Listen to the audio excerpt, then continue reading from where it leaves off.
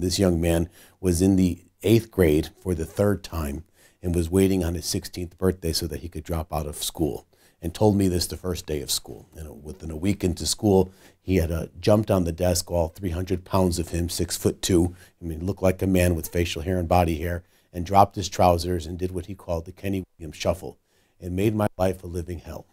Every day in and out for about 2 months. And again, I was a social studies teacher, and it was the age of invention assignment, U.S. history, and students were expected to create an invention and to bring in an advertisement to make a presentation for the class for a new invention that they thought would enhance society contemporarily. And this young man came in with a bottle of Tylenol that he had relabeled, and on the front of it he wrote "no acid all pills."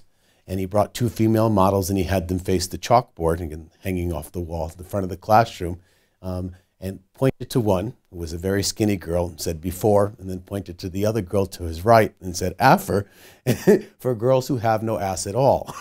And, you know, it was highly inappropriate for an 8th grade setting. But this is the first time this young man had done anything in my class, had shown any interest in doing any work. And at the end of the day, a colleague of mine recommended that I called this young man's mother to admonish him for the inappropriate nature of the content of his classroom presentation. And I didn't follow that recommendation. I called because I had known that this young man had 2 siblings. One was in prison and one was dead. And a mother who was notorious for walking around the neighborhood in her muumuu and rollers at 3 o'clock in the afternoon talking to herself. This young man had a very difficult life.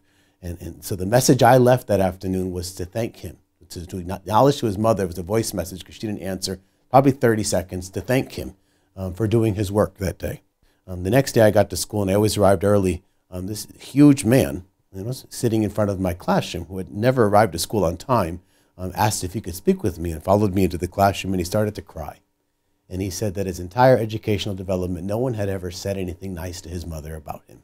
No one had acknowledged anything that he did. And from that day forward, this kid became a leader in my class. And he did every single assignment to the best of his ability. And I'm happy to report that he graduated from 8th grade. And 4 years later, I got a postcard from him telling me that he graduated from high school. This kid was headed to jail, where he's headed to death.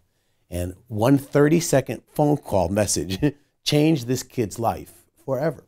And I don't mean to take credit as though I'm some sort of superhuman. I had no idea when I was leaving that message the impact it would have.